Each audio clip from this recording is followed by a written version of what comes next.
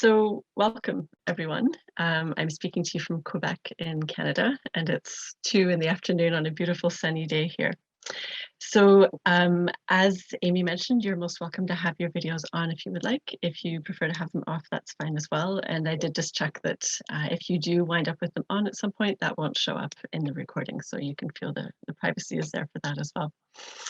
So I'm going to begin by sharing my screen. I have a presentation to share with you today. And as Amy mentioned, do feel free to put any questions in the chat as we go through, and I will definitely answer them at the end.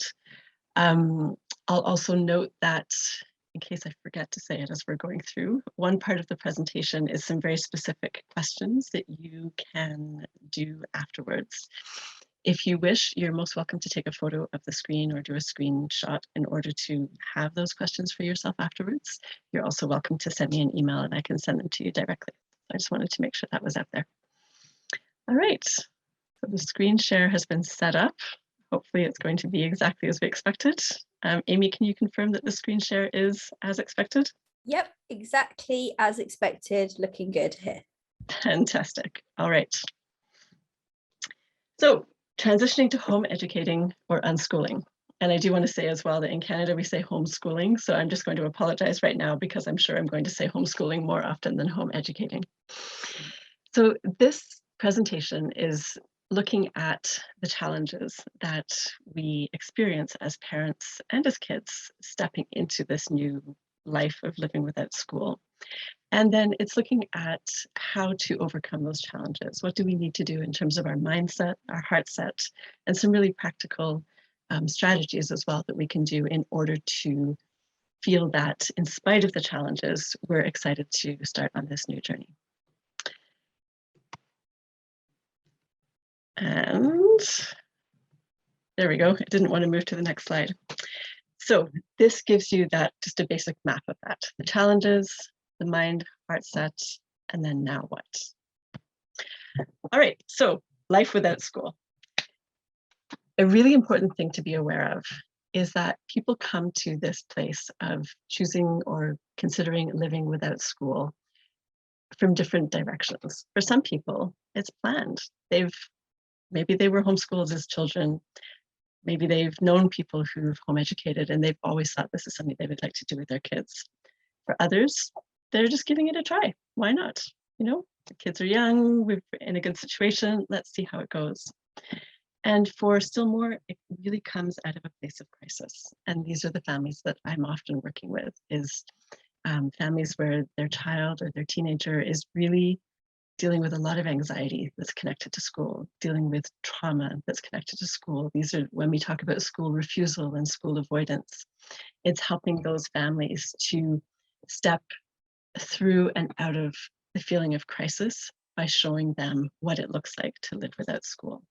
So be aware of your own, where you're stepping into this from, and notice what emotions are present for you. That fear, the anxiety that you're experiencing might be very extreme if your family is in crisis right now. If this is something you've always planned, maybe you're feeling super great and excited, and that's wonderful too. So I want to take a moment to talk about some of the expectations or the what we think homeschooling is supposed to look like or is going to look like for us. We can have this image of like, it's just going to be perfect. You know, the sun's going to shine every day. It's going to be so cozy. We're going to spend time reading together on the sofa. My child is always going to be smiling. My teenager is happily going to sit at the dining room table and do their work, and it's all going to be good. That's often what we think it's supposed to be. A successful homeschool looks like that. And that in itself can be a lot of pressure to put on ourselves. Because in fact, much as we might want it to look like all of that, there's often a big part of us that feels like we're jumping off a cliff and we're terrified and we're worried that we're not going to get it right. So the goal of this presentation, and my goal when I work with families, is to show you that you've got a parachute. Even if you feel like you're jumping off a cliff right now, you have a parachute. That parachute looks like knowledge, support, trust in yourself, creative thinking, it's there. So I want to show you that you've got that parachute and how to trust it and what it looks like. So I come to this place as the parent of two kids who are now 17 and 20. My background before they were born was as a teacher in a conventional school.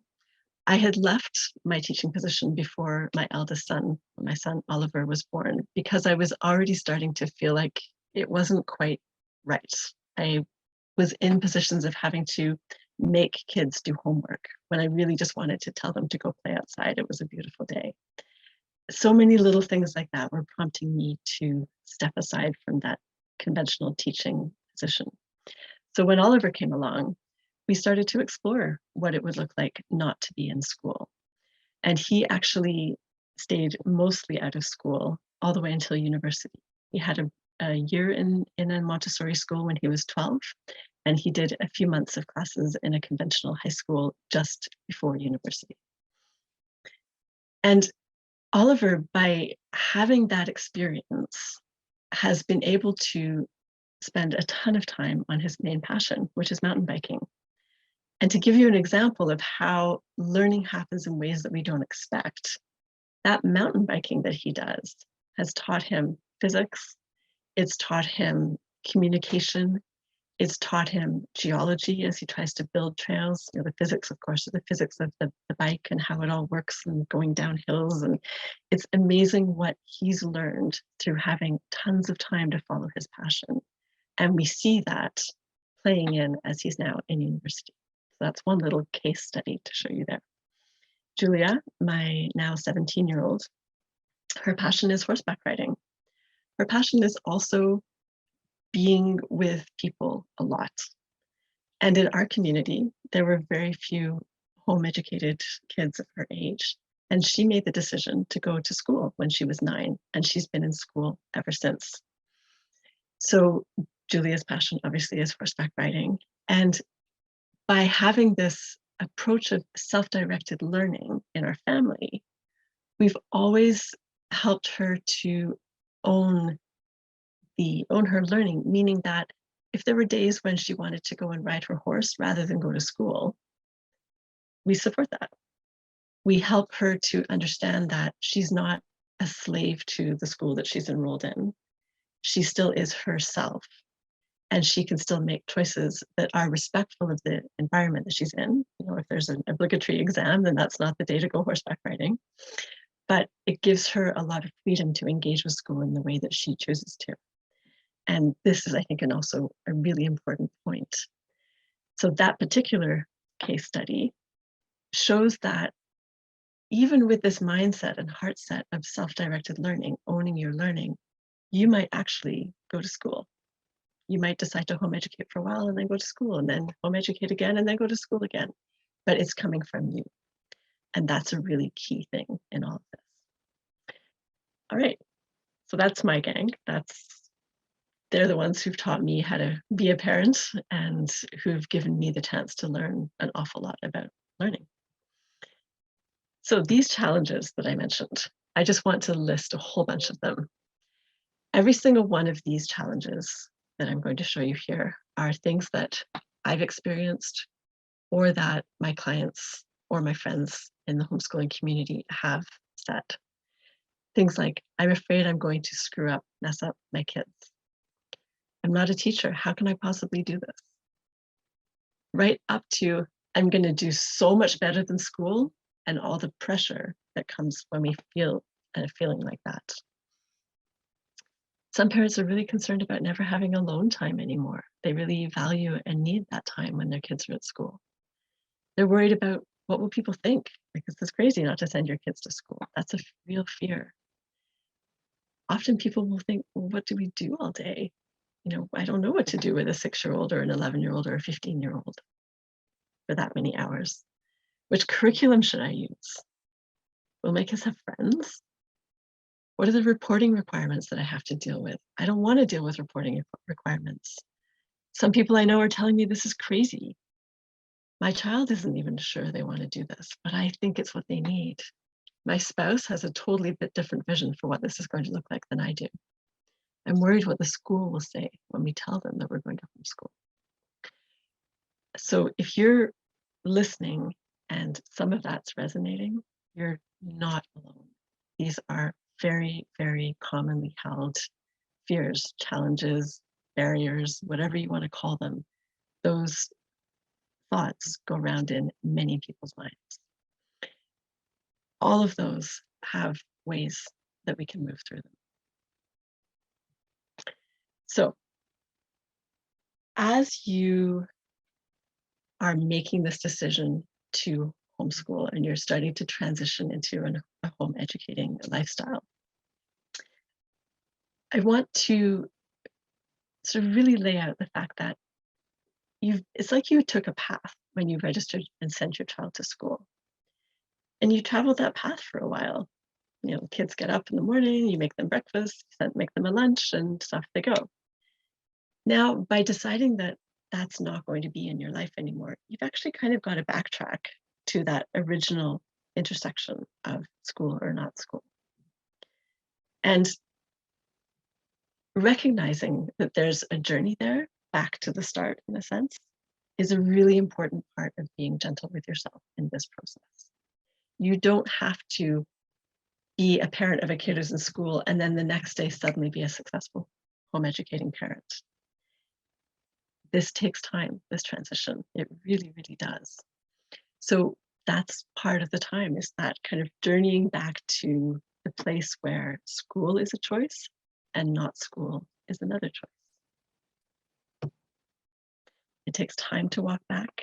It takes time to reset. And then it takes time to walk forward again on this path of not school. It's a really different way of living life. So giving yourself permission to take that time really makes sense.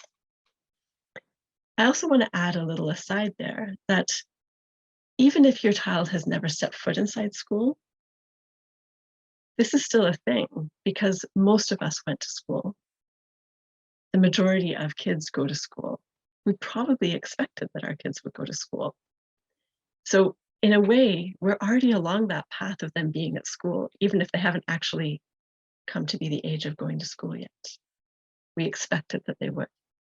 So all of this is that idea of there's a transition, and transition takes time, energy, emotion, patience.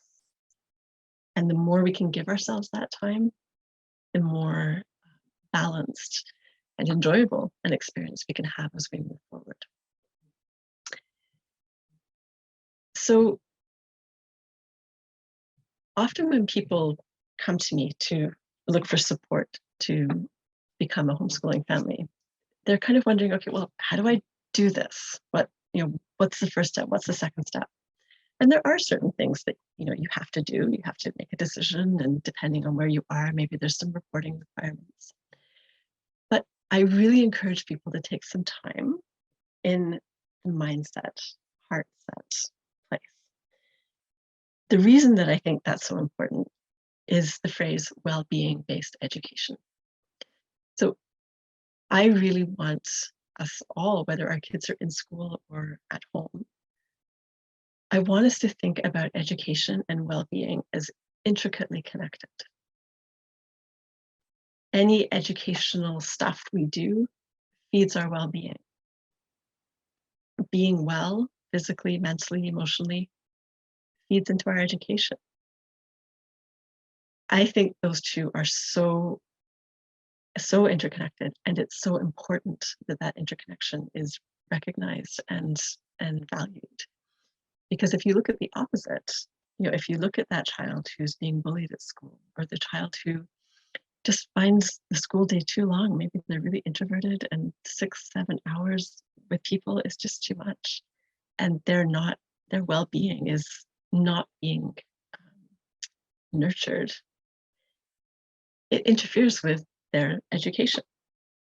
No matter how you define education, and we'll talk about that in a minute, if you're not feeling good, it's hard to learn. It's hard to do what you need to do in order to move forward. So I'll stop talking about that now, but I really want to emphasize how important it is. And I wanted to, one of the things I wanted to do through this particular presentation is give you some quick ways of remembering things. As we transition to home educating, there's so much, like our brains are full of all the logistics, all the ideas, there's just so much. So I'm hoping that I can give you some really easy to remember things that, when you're lying in bed at the end of the day, this is something that you might remember. So here's the first one. Well-being based education. I took the word well-being and I just put it down the side of my screen, and I came up with a word for each one of them. So W for well-being, of course, E for education. The reason that education is in there just as a word is to invite you to really take some time to think about what education is for you. And often we have an immediate reaction of, well, education is learning all the important things. It's the core curriculum. It's learning to read and write and do arithmetic. It's learning the history and the geography of where you live. And those are all elements of education, for sure. And it's really exciting and interesting to try to think more broadly about it. So to me, education winds up being something along the lines of the journey that a child takes in order to be ready to live well in the place where they live. So that involves things like reading, if you live in a society where reading is a thing. If you live deep in the Amazon and you haven't been in a situation where you've ever needed to read, well, reading isn't part of your education. So all those things that you need to live well in your context are what we're looking at through education. Living well to me also means giving and taking, so that as you receive from the society that you live in, you also know how to give, to be a contributing member, to be a member that contributes to sustainability. We're talking about things like the environment. So yeah, that's that piece of education. The idea of love. We're doing this whole home educating thing because we love our kids. And it's okay to just wallow in that love. It makes sense to wallow in that love. If you're feeling that, one of your kids is not doing super well, or something that you were hoping to do with them isn't really working out, go back to that love. That love that you have for them will help you listen to them and figure out where to go with it. Let go, that's in there because one of the things that you'll find yourself doing most often as you make this transition into home education is letting go of your preconceived ideas about education, about your kids, about your role, about how the days are going to look. You're probably going to let go of a lot of that over time. And some of it might come back. Some of it you might just let go of for a while because it's not working out yet. But that idea of being willing to let go, if you're up against a block and you're trying to help your child to work in a math book and they're really refusing to do it, it's okay to let go. And that doesn't mean that your child will never learn math. It just means that way in that moment isn't working. And you have the freedom and the flexibility to let go and try something else. So that's the let go piece. I always want to bring people back to the base, to the core, to their values, to why are we doing this? Are you clear? I always remember that clarity that you have on why you decided to step into this home educating role, this way of living. What are the values that you hold as a family that are going to drive how you create this life for yourselves? And engaging. So your kids are home. All of a sudden, you get to engage with them in a whole different way and with a whole different level of frequency than before. This is an incredible gift. We were talking just before the presentation actually started about teens.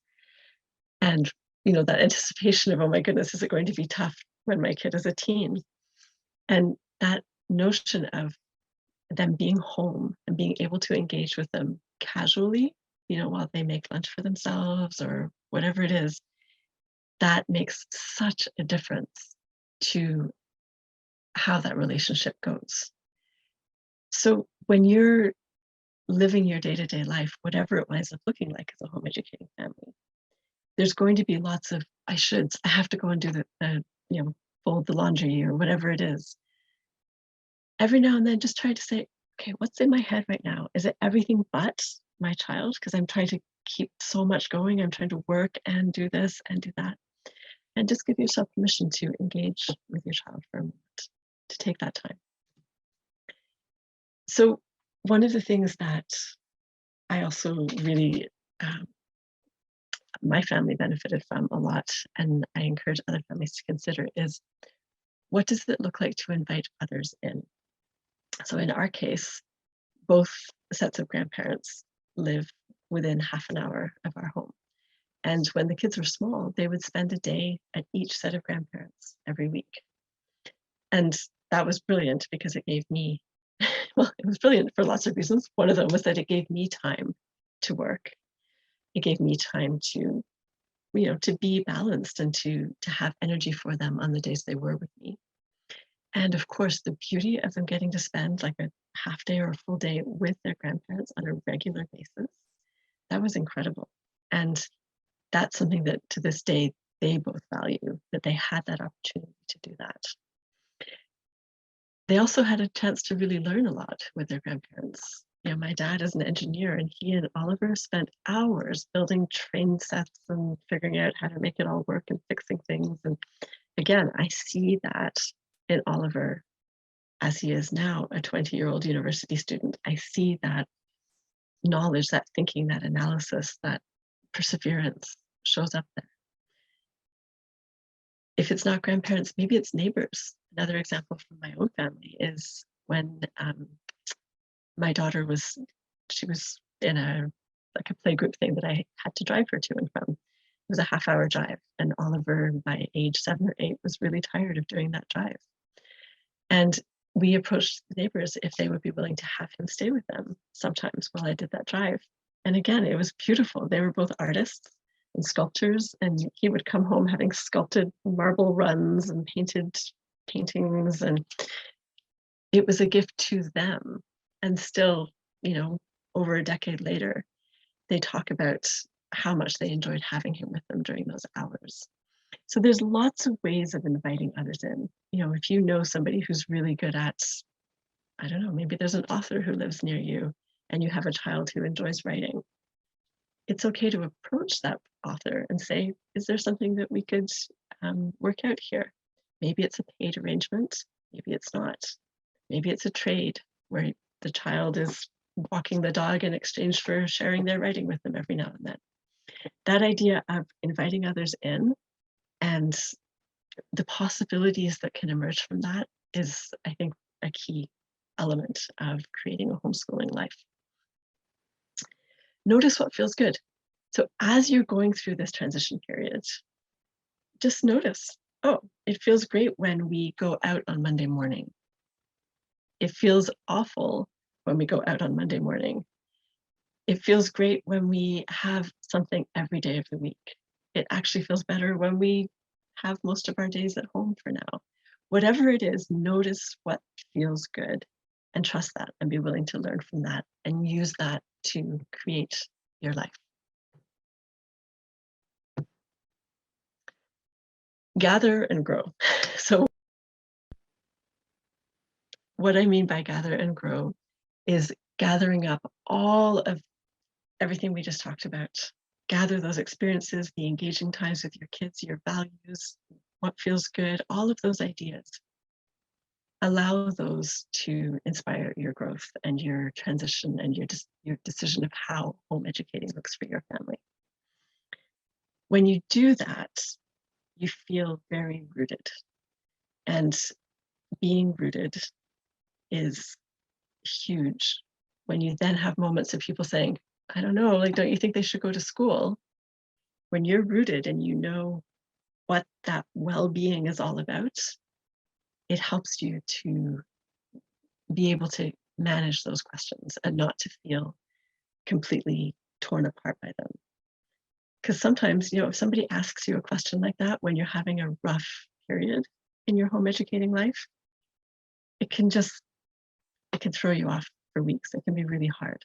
So that idea of being rooted and knowing what it is that gives you confidence, what you're all about, can really, really help in those moments. So I like this image because it has that rooted idea, and it has the parent as the trunk in this yoga tree position, and it has the branches and the leaves. To me, the branches and the leaves are life. That's the thriving that our kids are doing. It's our daily routines. It's the stuff of life. And it's a really nice way of showing that there's, our role as a parent is to kind of be that trunk, to be that connection between what's informing all of this, why we're actually doing this, the rootedness, and the life that we're living. Our trunk needs to be strong, but it also sways a little bit. And that's that idea of being well rooted. You know that you can go with the flow. If things aren't working out for a while, you can make changes. If you need to take a break from doing any academics at all, you can do that because you've got that connectedness. I'll also note, and we'll look at this a little bit later, that this image shows one parent or one person. In many, many, many, many home educating families, there is one parent that plays the main home educating role for the kids. And if you are that parent, there can feel like a lot of pressure. There's also a tremendous amount of freedom and beauty to getting to be in that position. But as a family, it's just really worth recognizing, okay, like it's this person's role is as the main role, and the other person is as a support or a confidant or advisor or whatever it is, but just to be aware of what that role is. All right, so we talked a lot about mind and heart set and all of that kind of touchy-feely, ambiguous stuff. Now let's talk about some action. So this is what I referred to at the beginning, where there's some very specific questions that I would invite you to consider answering. You are most welcome to email me and I will share the slides with you, or you're welcome to do a screenshot if you're just watching it and you have the ability to do that. So 6 recommendations. And the first one, capture this moment, be it in a journal, an email to your spouse, to yourself, to a friend, a voice memo. Take some time to think about this moment. How are things feeling right now? What is prompting this change or decision? What outcome are you hoping for by choosing to home educate? And that's a really important one, because it might be, my child is stressed, miserable, and anxious in school. I just want my kid to be happy. I just want them to find their joy of living again. If that's the outcome that you're hoping for, that's a wonderful and a very legitimate and important outcome. And it's exactly the kind of outcome that can get lost as we start down this path of home educating and starting to think, okay, well, we've got to make sure they're doing geography and history. And that notion of they were miserable and we want them to be happy can easily get lost underneath all the shoulds of home educating, which is why I believe it's so important to have it written down somewhere or recorded somewhere. Because when that voice of like, we're not doing this right, we're not doing enough, when that starts to become too loud in your head, you can go back to, what outcome were we looking for? Why are we doing this? How were things feeling a month ago when we were still trying to get them to go to school every day? And that is amazingly helpful to just bring it down, bring the energy down, and feel that confidence. Yeah, we can see our child is happier, and spending time just focusing on letting them find themselves still and find their way back to themselves. Take that time, that's fine. And this comes into, again, the idea of values. What are your values as a family, and how do they relate to this decision. Again, that's something that you want to have captured. A lot of people that I've invited to do this kind of thing have actually chosen to do it with their child or their teen as well. You know, if you have a teen who's now moving into home educating, they can, you know, they might want to look at those questions. Maybe you want to discuss it with them, or they might want to do it as their own writing process. If you have a child who's quite young, 6, 7 years old, they can still do it in some way. Obviously, you have to modify it to meet where they're at in their life, but it's definitely an interesting process for them to go through if it makes sense. You know, if your child may not be able to think in these ways right now. Maybe they're still, you know, they're super excited and they don't want to stop and think, or maybe they're really burnt out from their school experience and they just need to not think for a while. But there's a possibility if they would like to. All right, the next recommendation, creating a getting started agreement. So I brought back this image because I think the getting started agreement is often between spouses, between the parents, or perhaps between the parent and the teen or the child. What often comes up in this kind of thing is things like, well, you know, I'm okay with you not going to school anymore, but you have to do maths every single day. Or I'm okay with you not going to school, but I'm just really concerned that you're never going to go outside or you're going to spend all day playing video games. So this is this idea of non-negotiables. Do you as a parent or does your spouse need to say, you know, I just can't stand the thought of you spending 6 hours on video games when you could have been at school. If that's feeling like a really big deal, part of the getting started agreement might be during usual school time, there's no video games. That's okay to make a decision like that. Something like, I just want you to read every single day. If that's something that that child's going to do and be happy about, great. If that's something that they might push back against, then that leads me to the second part of that question, which is, can you let any of these go? And that's where when you're transitioning to home educating, it's as much a transition for the parent and a shift of thinking and perception and understanding as much for the parent as it is for the kid. So I haven't used the word deschooling yet, but I'm sure many of you are familiar with that term. It's used to refer to this period of time where you're in that transition to say, you know, hey, like this is a time of undoing stuff, you don't have to leap right into doing things differently. And deschooling is really a time of letting things go. It's a time of realizing, oh, if I just, you know, go on the sofa and open up my child's favorite book, they'll just come and join me a lot of the time, as opposed to we have to do reading every day. This idea of what can I let go of, what can I try that isn't making something happen, is something that we really want to look at during deschooling, because you'll be amazed at how much of the should you can let go of. You know, as I was saying again for Oliver, all the time he spent in the forest building trails, that prepared him perfectly to do grade 11, which is I guess that's probably O-level-ish. That prepared him to do the physics. He just by going and being in the forest and building trails and talking with friends about how to plan the slope here, and when he decided he was going to actually follow a course in physics, he was able to transition to that relatively easily. So he hadn't done math or in this way that we might have expected he needed to. And that was something that we had let go of. You don't have to. Let's just see what you choose to do. So the idea of, is one person, the parent, or perhaps it's a teen, if the teen is the person who's home educating, is one person leading the way? And if so, be intentional about giving that person space to figure all this out. If you're the non-homeschooling parent, and at the end of the day, you're saying, well, what did you guys do? Like, did you do any math today?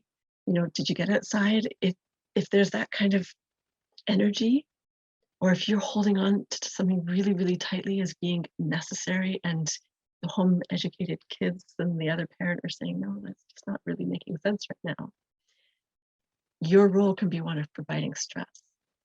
So it's really important to be intentional about giving those who are figuring out how to do this home educating thing space to figure it out. It might take months, it might take a year or two to find that groove. And the more we can give them space and support, i.e., hug a tree, the more we can give them that support, the easier the task is going to be. All right, third recommendation. What might your weekly routine look like for now? So, we all know what a school routine looks like. 5 days a week, you leave the house at this time, you get home at this time, you do activities afterwards.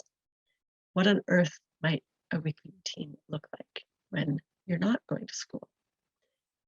And I use the word might very deliberately because there's no obligation to say, okay, it's September, this is our routine that's going to take us to the end of the school year. We don't need to do that. We can try things, we can be curious, we can do all kinds of experiments and see what feels good. That's going back to that idea of noticing. And note that your weekly routine might wind up changing dramatically and often. And that's okay. That's part of this experimentation phase. You might wind up saying, because our child is not going to school, they finally have the opportunity to, I don't know, go to forest school or do a forest program that they've always wanted to do. So maybe that becomes every Wednesday, and that's really solid. And it's part of the routine that doesn't shift. But everything around that might change a lot. And you really can just be reflective and try different things. The fourth recommendation that I have is do a check-in every week, at least for a little while. I know it's like a New Year's resolution. Oh yeah, I'm going to do this every single week. And you don't need to do it every single week forever. But it's really interesting to take a few weeks or a few months where you actually sit down and do a check-in with yourself, with your spouse, with your children. What were some moments of connection? And obviously these questions might not all be for your children as well, but for you, what was a moment that I really connected with my child, that I felt, that child that maybe I wasn't able to connect with as much when they were really tired after a school day, but now I can connect with them. What were those moments? How did they feel? What were we doing when we connected? What worked well this past week? When was there tension or stress or negativity of some kind? What were some unexpected moments of learning? When did you realize, oh, we're doing something that I don't think of as learning, but they just learned something so important? Those are really cool moments. What shall we celebrate this week? I think that's so important. You're doing something big and different. It takes courage, it takes strength, it takes patience. Celebrate. Even if it's, let's go out for an ice cream. What is it? Just, hey, it's the end of our first week of not being at school, let's go celebrate. Is it, we made a new family friend, a new home educating family of friends. Let's celebrate that. My words are getting mixed up there. Celebrations are important. And then for yourself, where do you notice paradigm shifts? So it's that idea of, oh, I realized that, my child was still in their pajamas at 11 a.m. and I didn't have a sense of they should get dressed. Or, oh, we wound up talking about something to do with history at 8 p.m. And I realized they were learning something. Oh, school doesn't just happen. Learning doesn't just happen during the day. Just notice those paradigm shifts, because I guarantee you that they will be happening for you. And it's really interesting to notice them. And I think it's also very valuable to notice them, because if you have some paradigm shifts, you can have more. So anything that's feeling hard, maybe there's a paradigm shift that's going to happen, that's going to completely change that experience of having something hard. So the fifth recommendation is, which words feel good as a way to describe what you're doing right now to others? One of the teens I worked with, she found it very difficult when family or neighbors or somebody she hadn't seen in a while would ask her, "Oh, so you're in grade 9. What school are you at?" And she would have to say, "Well, I don't go to school." For her, the words that were in her head were dropout. I'm a dropout. I couldn't make school work for me. And things changed for her dramatically when we sat down together and thought, okay, what are the words that make sense for you to use to describe what you're doing when somebody asks you that question? And for her, it wound up being, I actually chose to stop going to school for now. I'm exploring self-directed learning. I'm really enjoying it. Would you like me to tell you more about it? Or going off on talking about some project that she was doing. It made a massive difference in her life, in her confidence, and in her willingness to put herself in situations where people might ask those questions, because she had been avoiding those situations. It's the same thing with parents. If you're in situations where your friends or your neighbors or your own parents say to you, like, "Oh, don't you think they should go to school? Like, maybe they didn't like it, but nobody likes school. Like, you toughed it out, I toughed it out, they have to tough it out." Knowing what you're going to say in those moments can make all the difference. So I really encourage you to find words that work for you. So the final recommendation that I wanted to share with you today is the idea of reporting. So I know that in the UK, the government is stepping further into the lives of home educators. Here in Quebec, the government is extremely involved. It's the worst province in Canada by far. There's a tremendous amount of reporting that has to be done about what you're going to do during the year, what you have been doing. They have to meet your kid. I know it's different in different parts of the UK, but many of you are in some version of that situation. So the advice that I give to my Quebec clients are, be intentional about how you choose to engage with this obligation. So consider this. Think of taxes. You have to do your taxes every year, but you're not obliged, nor do people generally wish, to share the ups and downs, the successes and failures of their life as it relates to their finances. Those are your stories. They belong to you and not the government. You report what you have to report to the government, but you don't also want to tell the person who's reading your tax return, "Oh, and we managed to save money." Like, those stories of the bigger picture, those belong to you. And I would advocate the same kind of thinking for reporting and home educating. Yes, you have to do whatever reporting is required of you, absolutely. But you likely don't have to plan your life and your home educating according to that. So if you can start with this idea of mindset, what does it work? What works for your family? What do you guys want to do? Create all of that, and then think, what elements of that will we share in order to honor the reporting requirements? It's turning around the way you think about it, which can make a really big difference in how you experience that reporting obligation. All right, 3 thoughts to finish off with. I love images as much as I love acronyms, like the well-being one. So we talked about deschooling. To me, deschooling is like creating a nest for your family to go and hang out in for as long as you need until you feel that you want to emerge.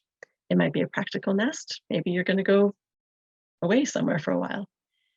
Maybe it's an emotional nest where you're just not even going to think about anything to do with school. Maybe it's whatever it needs to be, create that nest for you.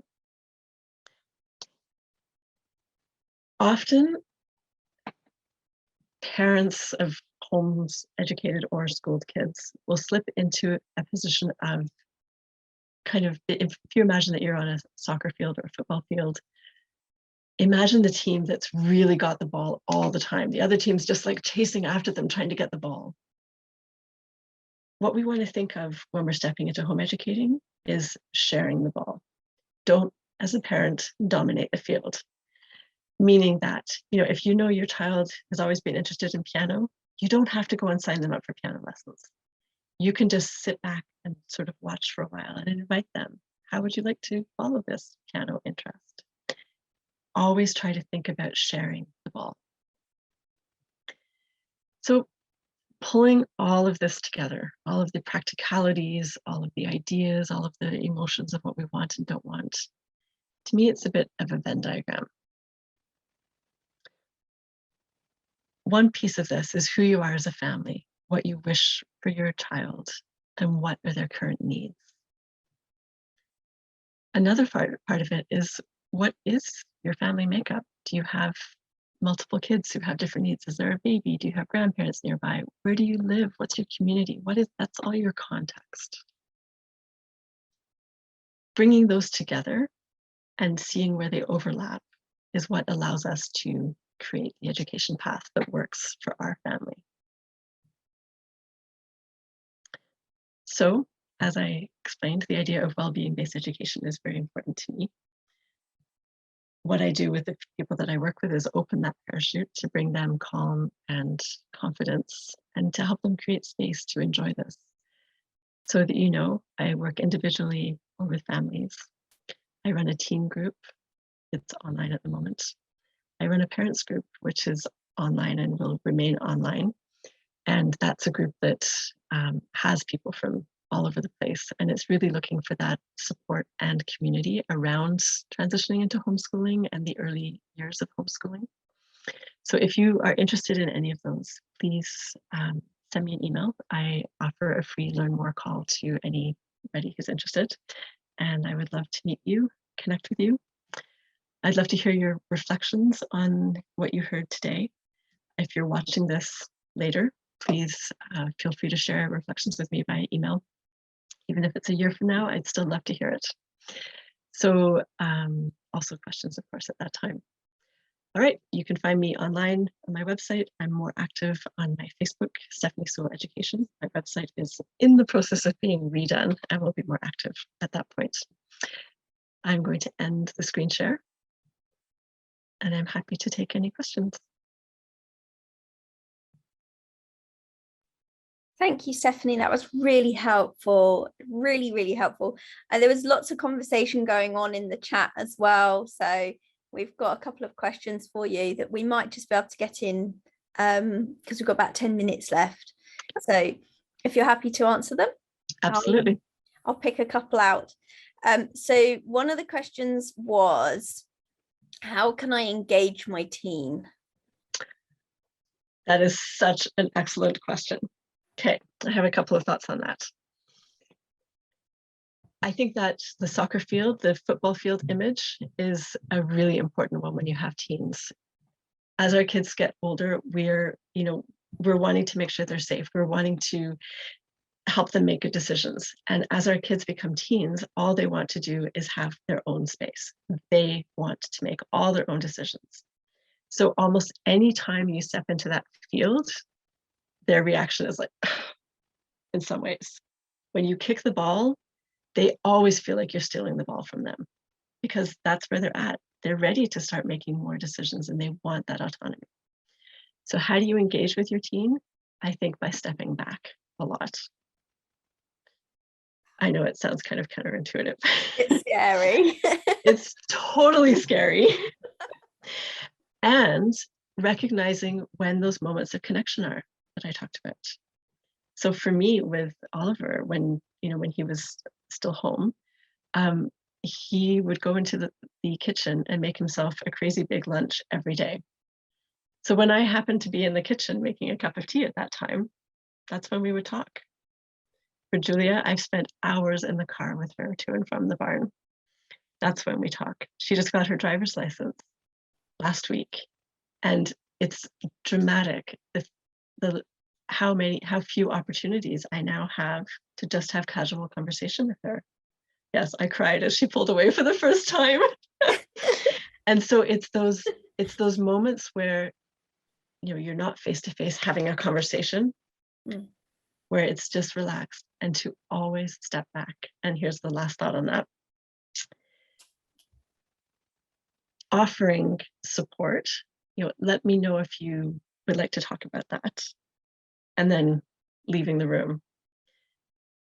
Happy to, you know, bring a box up and put it outside your door if you want to just toss things out that you don't need anymore from your bedroom, which is super messy. Anything where you're just offering your presence and then stepping back. They might come back 2 days later on that suggestion, or never, but you haven't pushed it on. I think those are some thoughts on that. Okay, we've got another one. What about when my teen doesn't want to do what's good for them? So there was the reference to in your presentation about what feels good. So what if they're not doing what's good for them? Not just about what feels good, but I think also like what we know is to be good, like having a shower once a year, you know. So sadly, I think it's similar to the answer to the previous question of letting go. There's a couple of things to it, right? I mean, there's letting go it's the best thing we can do for our relationship with our kids, particularly, well, our teens especially. So that idea of, you know, what's good for them, letting go of, first of all, sometimes it's just letting go of thinking that we know what's good for them. With that comes the trust. You know, I see it a lot with teens and parties. You know, they're wanting to go to parties that just don't feel, from a parent's perspective, like they're safe. And if we can give them more space, let them do more of that without us controlling every aspect of it, that builds a positive relationship. And they feel that we trust them. They're going to tell us more instead of hiding stuff. And we're going to get to engage with them more often on what is good for them. So the idea of, you know, taking a shower once a year, maybe that's one of those examples of, you know, I just wanted to let you know that I'm noticing your body odor, and I'm happy to, you know, to lend you my credit card to go into the store and choose some different deodorants and, you know, and a soap that works for you. And then you just leave. You might not actually physically leave the room, but leave the conversation. So yeah, not assuming that you always know what's best, letting go so that they have the chance to experience things and figure out for themselves what's best. Recognizing that the relationship is the most important thing. From my vantage point, where kids are moving out, it's abundantly clear to me that once they leave, they don't ever have to contact me unless they choose to. So whatever control I think I need to exert to keep them safe, 4 months from now, they're going to be living somewhere separate. And it's better to let them experience something now when they're coming home to me and hopefully going to talk to me about it because I haven't pushed too far, than to have them leave and go, finally, I can do all these crazy things I didn't get to do when I was living at home, and I'm never going to tell my mom, and I'm not going to talk to her. So there's some of that as well. It's that continuum of when your kid is born, you're responsible for everything. When they leave home, you potentially have no input at all, depending on how much contact they choose to have with you. And teens, we're getting closer to that. It's up to them what they choose. So how do we get them to do what's good for them? Those are my thoughts on that. Lovely, thank you. Did you have something to say, Dora? Yeah, I have not so much a question, just a comment on when you were talking about you know, the teenage girl, you had to give her some vocabulary to field the questions, and that's something that's been really important for us. And you know, just realizing that when people make comments or when they're asking questions about homeschooling, especially when it's negative comments, it's actually not a reflection on us. They're just voicing their own insecurities They're Yeah. trying to put themselves in your shoes, realizing that they don't think they can do that. You know, do what you're doing. It's actually not about you at all. And so the moment we realized that, it actually became so much easier to field those questions. And of course, for us having vocabulary to field the questions and giving our children vocabulary, talking about the questions that people have, talking about the comments that they make. And we've gotten to the point where we can actually do that and discuss that in such a playful manner, you know, and sort of lighthearted, and oh, we've had this again, and this is what I said, you know, and you play with it, you play with your answers. It doesn't have to be so intense all the time. And that's actually helped a huge amount, just that realization, shifting in your own mind that it's not about us at all. People are voicing their own insecurities, not their opinion of your abilities. And I think another way, you know, something that we talk about sometimes is the idea of turning it on, like turning it right back. So if they're saying, well, you know, don't you think your child should go to school? You can say right back to them, well, aren't you concerned about your child being at school all the time? You know, that's like that kind of playfulness. Yeah. Of course, it's, you know, it's coming out of left field to ask a question like that. But it really, you know, even if just in the home context, if we can talk about the opposite question, then it helps us to see, well, yeah, we may be in the minority, but that doesn't mean what we're doing is any less valuable. So we can see that by asking the opposite question sometimes. But yeah, I agree. Thank you so much, Stephanie. And for everyone who's watching back, would you like to have the last word and just sum up any last thoughts that you might have? I'm going to go back to the phrase, the relationship is the most important thing, because I think underlying absolutely everything is relationship with ourselves, and for our children with themselves and with each other. Anything else can wait.